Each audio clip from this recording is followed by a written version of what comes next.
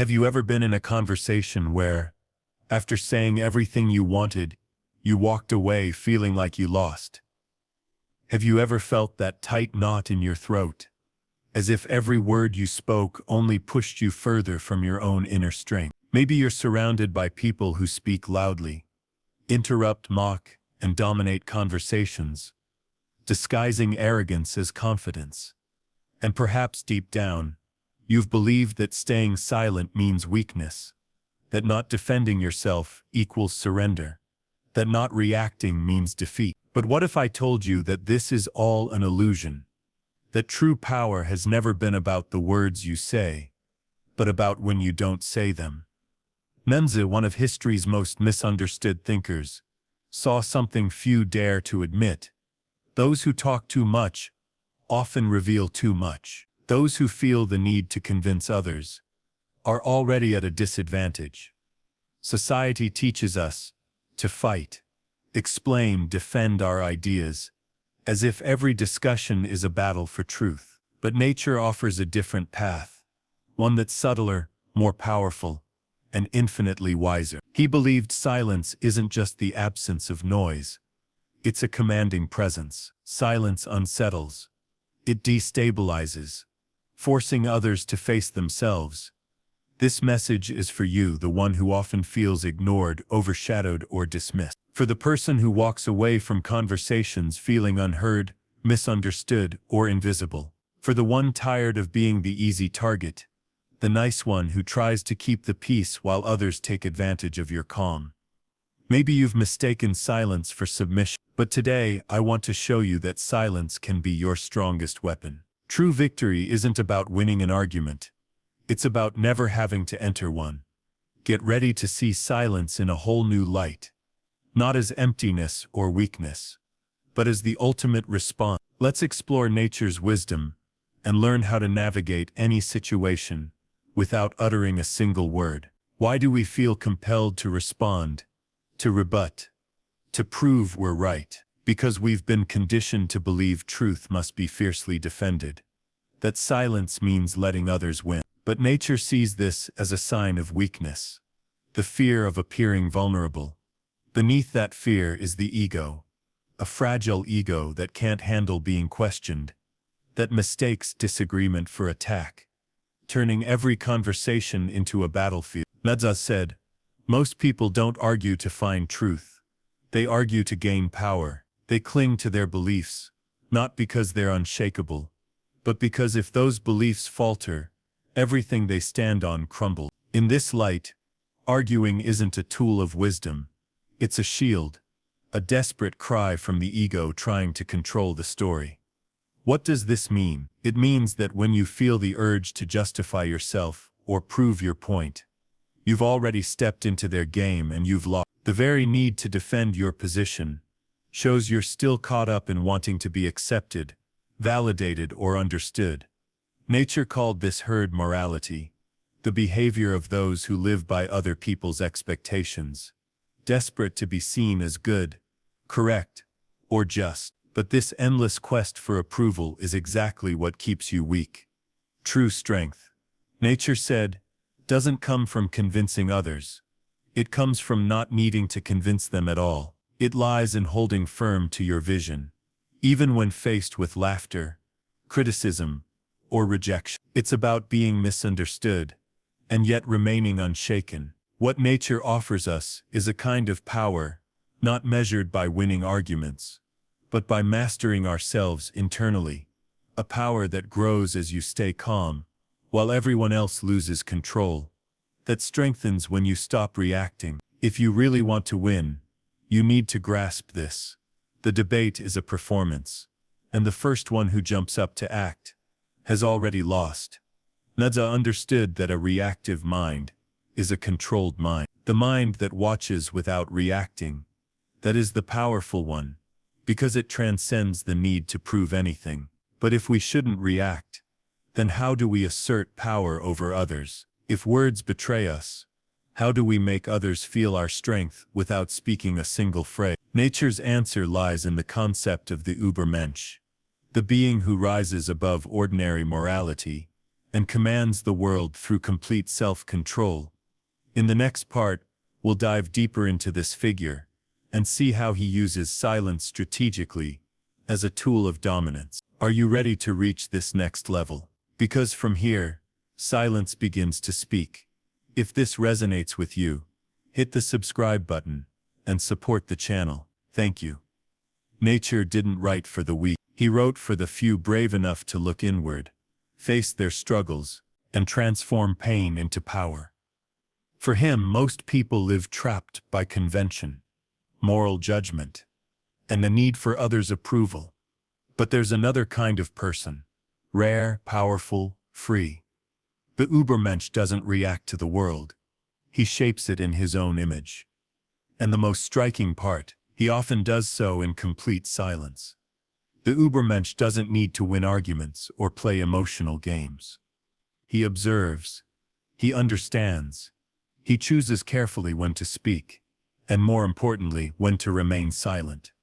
Because he knows something most miss. Silence is its own language, a language that doesn't try to convince. It simply commands presence. The silence of the Übermensch is far from empty. It is a threat. It is authority. It is the very sound of self-mastery. While others shout, he commands respect with a simple glance. While others explain themselves, he watches calmly, exposing weaknesses without a word. His silence is like a wall, and those on the other side grow desperate, trying to guess what lies beyond it. In their frustration, they slip up, reveal too much, lose their footing. This silence is not passivity. It is total control over one's own energy. It is a strategic restraint. The Übermensch knows that every word spoken is a move revealed, every emotional reaction, a weakness exposed. That's why he stays silent. Not because he has nothing to say, but because he doesn't need to say anything. He has risen above the need to prove anything to anyone. His presence speaks for itself. And more than that, it unsettles. His silence forces others to confront their own inner chaos. In a world full of noise, those who master silence are kings. Nietzsche saw the Übermensch as one who creates his own values, his own rules, his own morality. He depends on no one's approval. And that's why he's feared. Nothing is more destabilizing than a person who can't be manipulated by guilt, fear, or the need for acceptance. His silence is his shield against all these forces. And when he finally speaks, his words have the power to topple empire. But this raises a crucial question. Why is silence so unsettling to others? Why do so many feel threatened when someone simply refuses to react? What happens in the human mind when the expected confrontation is replaced by overwhelming absence? The answer lies in psychology. And that's exactly what we'll explore next. Because to truly grasp the power of silence, we must first understand the chaos it creates in the minds of others. And believe me, it's far deeper than it appears. Silence isn't just the absence of sound. It's a mirror, and for many, what it reflects is unbearable. When you choose not to react, you hold a power few can face. You're not just choosing silence. You're making the other person hear their own voice, forcing them to face their own arguments without the comfort of your resistance, and that unsettles them deeply. Most people don't speak to truly express themselves. They speak to protect themselves, to convince themselves, to cover up the gap between what they say and who they really are. When you stay silent, their mask begins to slip. Social psychology has shown that in confrontations, silence is often perceived as judgment. It doesn't matter if you're simply listening. Your quietness makes the speaker feel exposed and insecure. Why? Because without your response, without your reaction, they lose control of the narrative. The brain goes on high alert. The amygdala, the center of fear and anxiety, activates. Suddenly, the other person projects their fears onto you.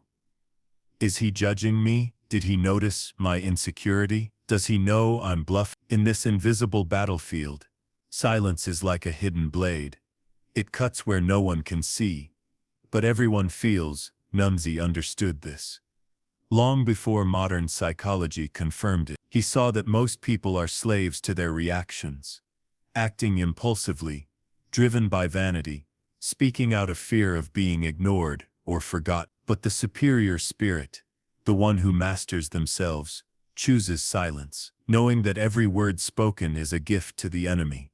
Every emotional response a signal showing where to strike. Silence also devastates manipulators, those who thrive on controlling others emotionally. They rely on your reactions to keep their power. When you don't react, you break their cycle, and they panic, because they need your response to validate their position. Without it, their control crumbles. They lose themselves. They reveal who they really are, the weaknesses they've fought so hard to hide. But silence digs even deeper. It stirs up unresolved wounds, traumas of rejection, abandonment, humiliation, because suddenly the other person realizes they are not the center of attention. Their words don't carry weight, their presence doesn't leave an impact. And for the narcissistic ego, this is unbearable. That's why when you stay silent, you're not just defending yourself, you're striking at the core of their illusion. Silence demands strength. It's uncomfortable. Not only for others but for you as well, because it goes against everything you've been taught. It resists the impulse to react, justify, or explain yourself. But that's exactly why silence is so powerful. It requires mastery, and mastery is true power. Now that you understand how silence affects others, how it triggers insecurity, breaks down defenses, and unmasks false fronts, it's time to take it a step further. Stop being a passive observer. Become someone who wields this strength intentionally, strategically.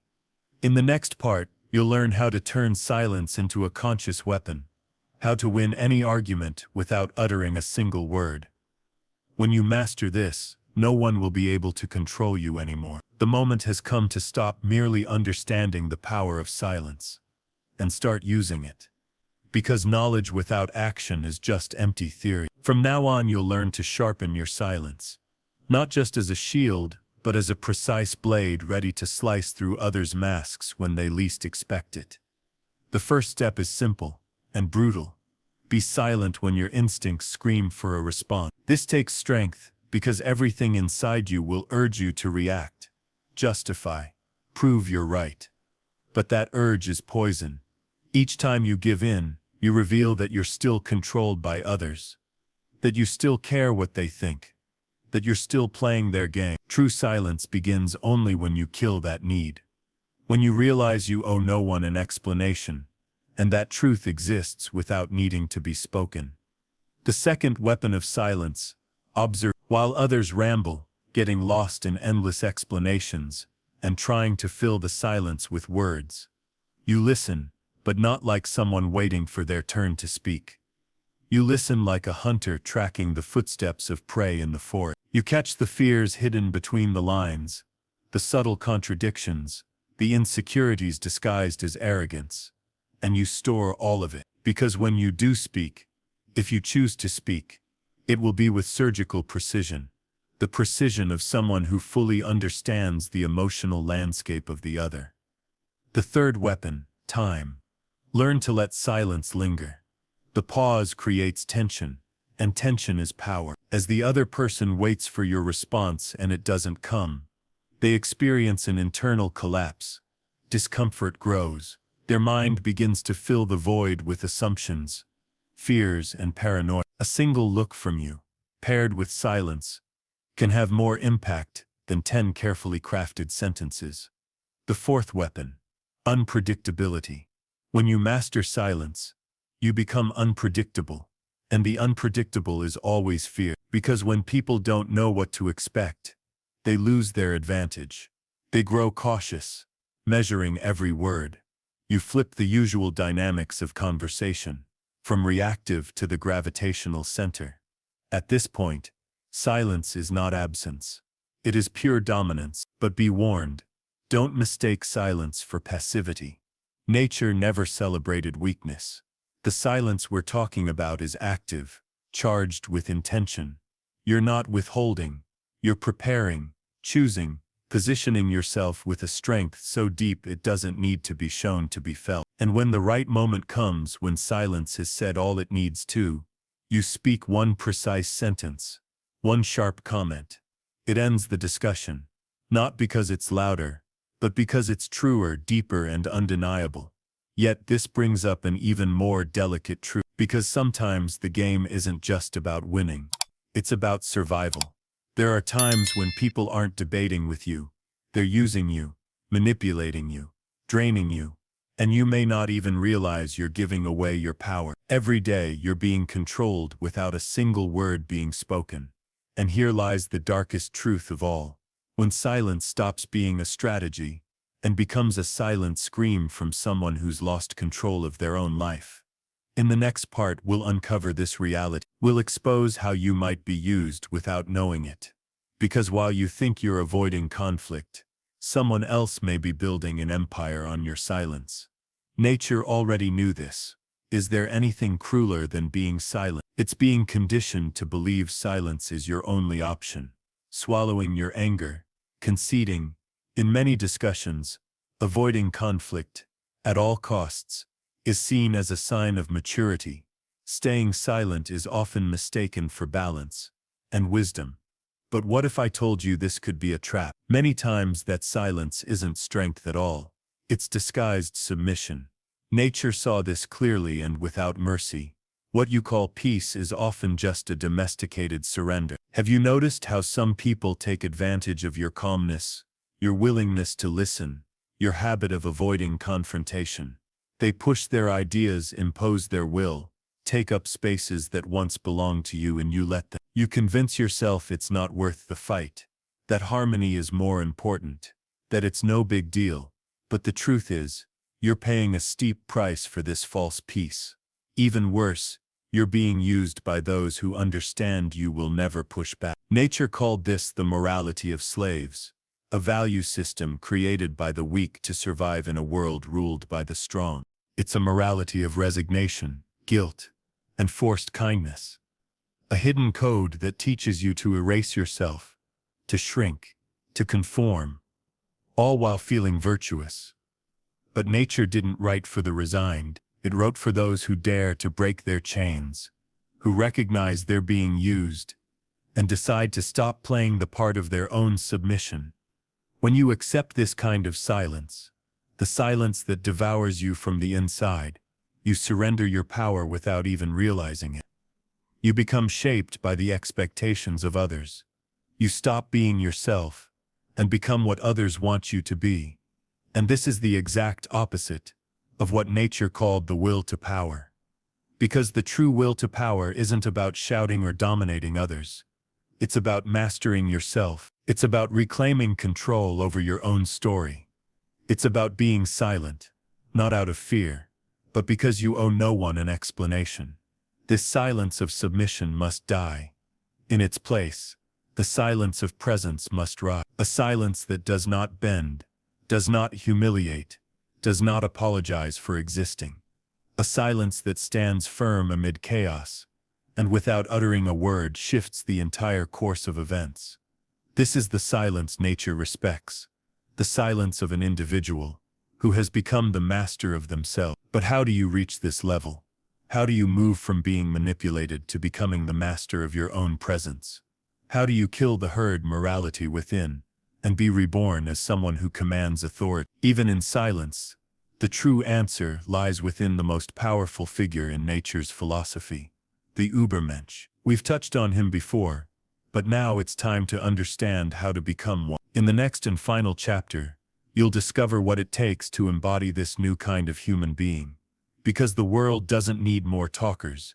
It needs those who master silence and rule through it. We've reached the final point, and there's one thing you must grasp with absolute clarity. Silence is not absence. It's not emptiness. It's not just the space between words. True silence is pure presence. It's mastery. It's the unmistakable sign that you're no longer reacting to the world. You're shaping it simply by existing. Nature never wrote for those who are content to merely survive. It wrote for those who seek to transcend, who are willing to tear off the masks society has imposed on them, even if it hurts. The silence of the Übermensch is not the silence of the oppressed or the coward. It's the silence of the warrior, who has already won before the battle even begins. It's the stillness of someone who no longer needs to prove anything to anyone, because they know exactly who they are, and more importantly, what they deserve. Now look at your life. How many times have you stayed silent out of fear, out of guilt, out of not wanting to cause trouble? How often have you let others decide for you, speak for you, or trample over your truth? Enough. Nature would say that living this way is an offense to existence itself, that accepting this kind of silence is a betrayal of yourself. From today onward, your silence must change its tone. It must stop being an escape and become an invisible roar of authority, a boundary, a clear declaration of who you are. Even if no one else understands, it doesn't matter, because who you are doesn't need to be understood. It needs to be lived, and living that truth requires courage. Do you have that courage? If so, comment below.